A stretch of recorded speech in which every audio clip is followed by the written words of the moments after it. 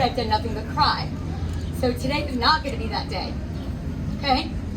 So I had to write down some thoughts because I was afraid I would get jumbled, get drunk, forget what I was saying, and continue to ramble. So just wanted to say good evening. Thank you everybody for coming. Thank you all for being here. I mean, we've got people from New York. We've got people from the Carolinas that drove all the way here. We've got Bobby's work friends. We've got Bobby's family near and far. And we've got the fucking hippie, which was his home away from home. Okay? This is a hell of a turnout. But I would expect nothing less of a turnout as we celebrate the life of this guy. Right? I want to start by saying how humbled I am, how humbled my family is by all the love and support that we've had from each and every one of you since March 23rd. Each and every one of you, the calls, the baskets, the donations, my tribe, that GoFundMe that we just needed so much. The thoughts, I mean, I've got like 200 more Facebook friends that I never knew I had because you all were friends with Bobby and you sought me down.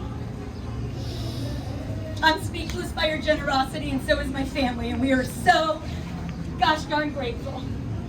We will never ever forget what you have done. I want to recognize Saltwater Hippie. This was his home away from home. Every night, Dan, wherever you are, during the day you would call me 500 times from work, but then every night he would call me from here, tell me to get my ass out here. But I've got these 3 babies at home and I just never made it. But I'm telling you, I lived through you guys. Every night he sat at this bar right out here and he called me and it was always so loud and he loved it. He loved every minute of it. So thank you. Thank you to Lisa, thank you to Callie, thank you guys for your generosity for allowing us to do this here today. Thank you to my Bonefish family for the donation of this food and for being my emotional support for the past 3 weeks and probably for the next 3 to 10 years of my life, forever. Thank you so much. So we've all been mourning since March 23rd. That day, each and every one of our lives changed forever. It changed forever and it won't ever be the same. But tonight, I don't want us to mourn anymore, okay? Just for tonight, we need to celebrate, celebrate the shit out of Uncle Bobby, right? So that's what we're doing. So I want you guys to eat, I want you to drink, I want you to mingle with all our family and share stories, and share laughter and share the love, because you all know what kind of person he was. He loved everybody he met. I always knew it. She knew it. We knew it. And it's just amazing how many people have come out near and far that just knew his heart. He was a hell of a fucking soul. And he's gonna be missed.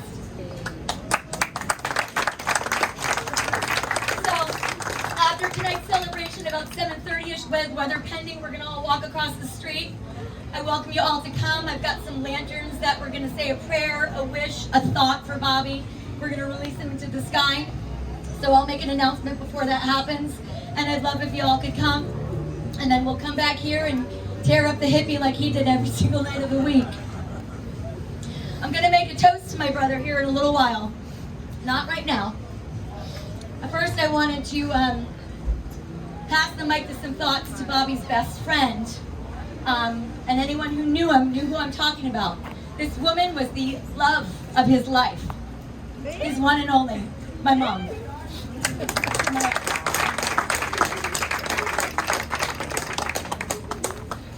You were the love of his life too, but this was his woman.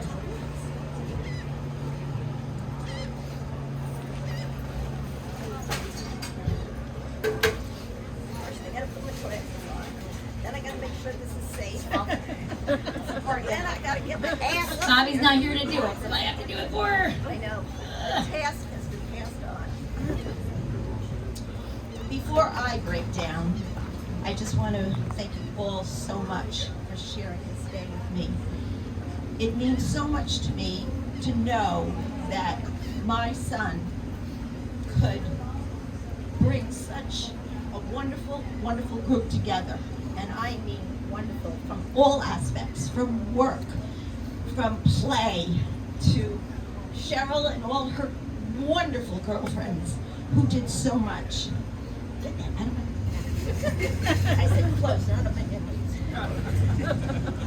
There has been an outpouring of beautiful flowers, wonderful home-cooked meals served to my home. I couldn't cook anything like that. That was great. The GoFundMe page that the girls started, I mean, so thankful for all of that.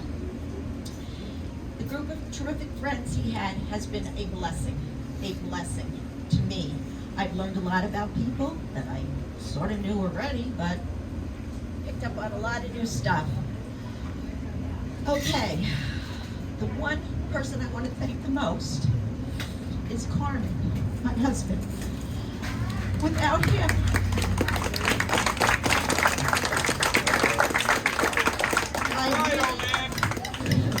I really don't think I could have pulled this off. But I'm doing it because this one will kick me in the ass if I don't. So, here we go. As most of Bobby's friends and family know, he was away for a while. He was serving in the military. All right, maybe he wasn't. Even during that period of time, we spoke daily and we exchanged many, many letters. I saved everything, and the past week I finally started to go through all these letters. That's probably the hardest thing. All the memories started flowing back, and it hurt. It really hurt. I'd like to share a few of my favorites. When he was away, I think he went to arts and crafts class, because I always got these cute little pictures of me and him, and this one in particular, the love between a mother and a son. Mothers and sons don't always share the kind of relationship we have, the kind that keeps us close and feeling loved no matter what life brings. We can always encourage each other to follow our hearts and pursue our own beliefs. Sometimes it's hard to believe how alike we are, and yet we truly appreciate each other's differences. We're so fortunate because our relationship isn't just about being family, it's about being friends. And he said it's a love that will last in my heart forever. I found this little, I'm a hoarder, I have to admit it, I'll be the first one, I'm a hoarder. This Mother's Day card while he was away. It was something special, it just sort of stood up in the box, and I can't find the words to say how much it means that you loved me, you protected me, you nurtured my dreams. I can't ever repay you, but at least I can start by loving you, Mom, with all my heart. Happy Mother's Day. Then he wrote a little with his very ineligible writing. It took me about a week, but I got it. Although we are 1,700 miles away from each other, it feels like you're always with me. I talk to you in my head, LOL. Not so LOL. I couldn't have asked for a more loving mom. I love you more than life itself. Enjoy your days. Love you, your boy Bobby. And last but not least, did I read this one yet? I don't even know. Yes. I read that one. Okay. With Mother's Day. Bobby's birthday was April 6th, just passed. He would have been 42 years old. And last year, we celebrated together here in Madeira Beach. I left this on his nightstand that day, his birthday, and he placed it with all my letters I wrote to him, every one of them, while he was gone. I could go on about Bobby and how much I miss him, but I'd like to end this with this little letter I wrote him on April 6, 2020, last year. Just to let you know that you have made me the happiest mama in the world. Through all the hardships we've encountered, you have come through with flying colors. Lots of choices had to be made, and you made the best one by coming to Florida to stay with Carmen and I. I'm sure it was not an easy choice, but by far the smartest one you made in a long, long time. Look at you now, witty, handsome, and yes, you do drive me insane with your theories, but I wouldn't want to change, I wouldn't want to change a thing. That earth can be flat, I don't care. There's something else, maybe there is, I don't know, but happy 41st was what I ended it. You are so loved, Mom, Carmen, and his favorite little dog, Maddie. As closing, I just want to say my sweet niece, Kim, couldn't make it from New York, but she sent me something and it really stuck. Loss leaves a heartache no one can heal. Love leaves a memory no one can steal. I love you, Bobby.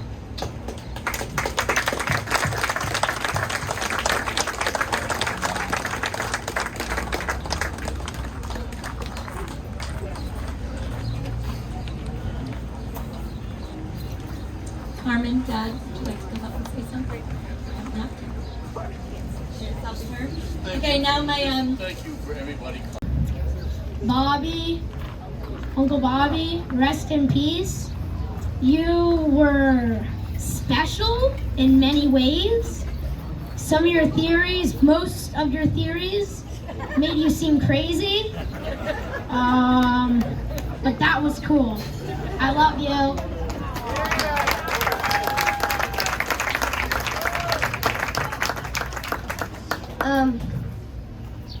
Rest in peace, Booby. Bobby. Uncle Bobby. tell everyone what you called it. Booby testicles. Big Slob, we used to call him in New York.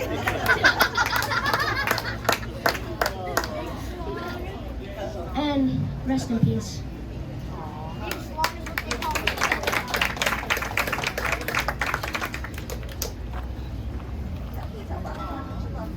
Rest in peace, Booby testicle. Yes, my children, for some reason, Uncle Booby Testicles was his name. I'll never know why, but he went with it. Dad, the floor is yours.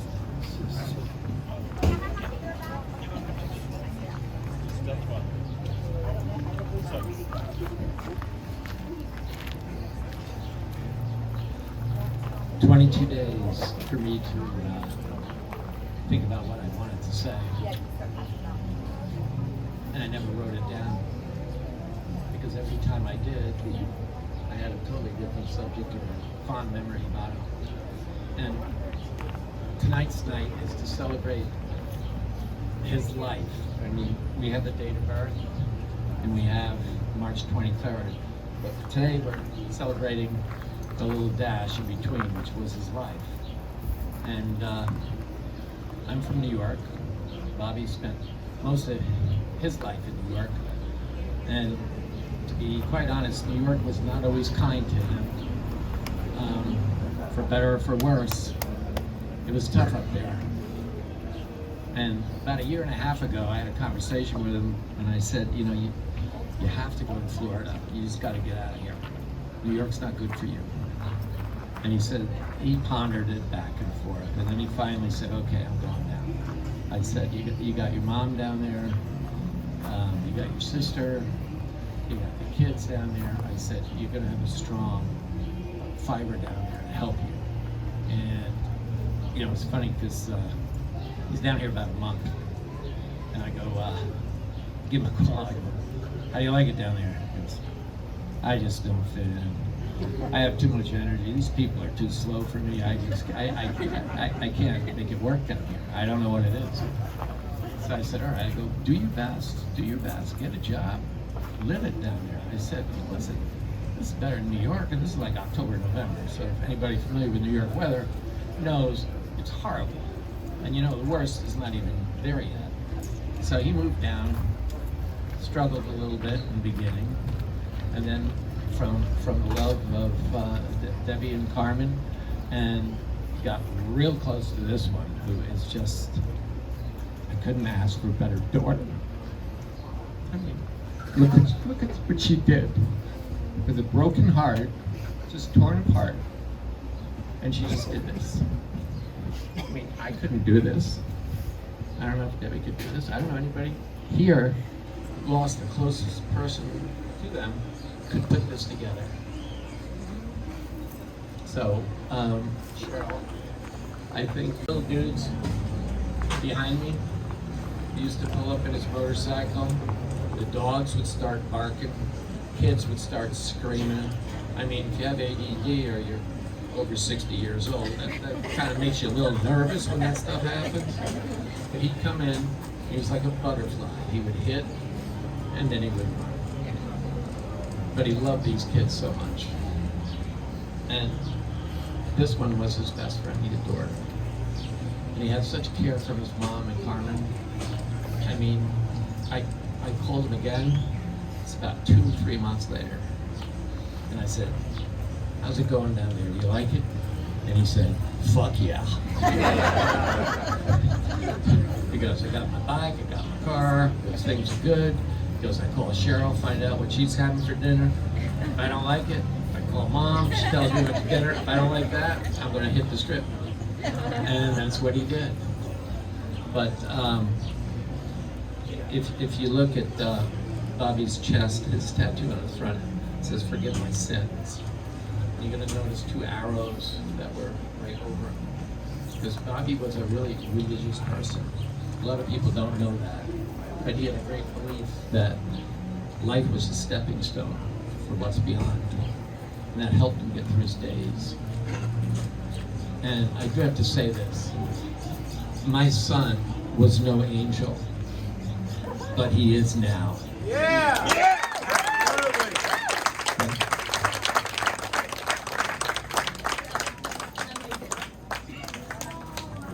I'm going to invite our Aunt Charlene up now to the stage. We call her Aunt Charlene. She was Mom's best friend in college, but 20 plus years ago when I decided to move to Florida, this woman took me in. My mom's best friend, I lived with her. And then, I don't know how many years later, but my brother decided to move down to Florida. He lived with me. I kicked him out, and Aunt Charlene took him in. So, However you do it. However you do there you go. it. Remember this poem from high school?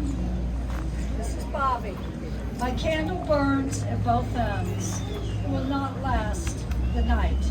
But all my foes and all my friends, it gives a lovely light. If that's not Bobby, I don't know what it is.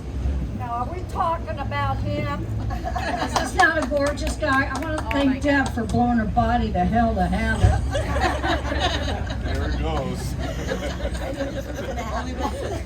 I want to thank everybody for coming today to honor Bobby. None of us anticipated this. It never entered my mind that he would leave so soon, so tragically. Bobby was robbed of a whole life ahead of him. Life is full of human suffering. It can so profoundly be unfair, and this is truly an unfair event. Bobby would not like us seeing our tears and grieving. His soul quietly moves among us in the strength and hope that the strength that he gives us today for every day forthcoming. I can close my eyes and I can see Bobby. And he would say, come on, Aunt Charlene, I'm fine. Don't cry. Look on the bright side. That's how he was, besides being OCD. Bobby was such a blessing to us. Even his death has brought all these people together. He was a pure joy as a child and as an adult. He never met a stranger. Always so kind and caring. Mischievous, yes. Charming, most definitely. And a ladies' man, I refuse to answer. Oh boy, girls. What an OCD he was. I remember when he came and stayed with me, the first thing, Bobby, stay still. First thing he did was he vacuumed his room, going out. He arranged my cans in my pantry alphabetically. And then he loved to make sure I had something to eat for him. I would just think 1,000 tears or words won't bring Bobby back. It was a time for him to go. Believe in God, practice his words, Bobby's words. Bobby is safe and home with him. May God bless you. I'm going to give Bobby a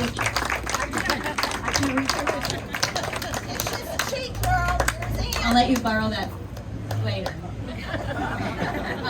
David, my youngest said he wanted to say one last thing before we do the toast. If you see that dog over there, that was Uncle Bobby's dog. And now that he's gone, when she hears a motorcycle, she comes running. Sweet, thanks, Fabian. Okay, so I think everyone's got Bobby's drink of choice. For those of you who knew him, was Patron and Heineken. So there should be some Patron shots out there floating Please tell me around. to do the toast and I'll drink it for you. All right. Patron. All right, so please, let's raise your Patron or your Heineken or your drink of choice. I personally can't do the tequila or I'll puke. Me too. But join me in toasting my Bobby, my Uncle Bieber, my Uncle Booby Testicles, whatever you called him. He was the best son, the best brother, the uncle of your dreams, inappropriate as he was, the uncle of your dreams, and clearly the best friend that this universe could ever ask for. Bobby, your life was vibrant. It was beautiful. Sometimes reckless, but you lived every single minute to the fullest, and you always came back to your family. Your charisma, your charm, and your beauty will be celebrated, not only today, but every day for the rest of our lives. Your last day on earth was doing what you loved to do. You were on your motorcycle. You were driving to meet your mama for dinner. Okay? So, I'd be remiss without saying, if you can repeat me, Bobby's catchphrase as we toast him: fuck Bill Gates. Fuck Bill Gates! Love you, Bobby. Love you. Thank you, everybody. Let's have fun and tell some You're right stories. home though, right? Salute.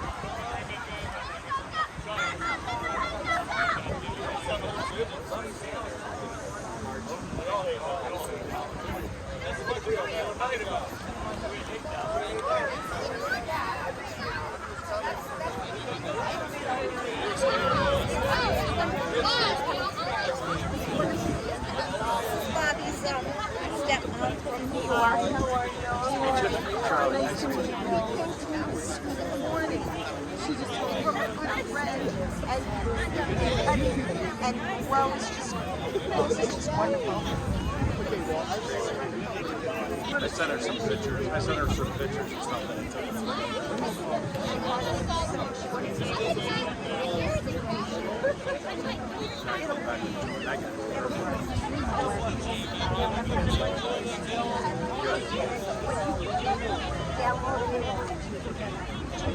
I can share it with everybody.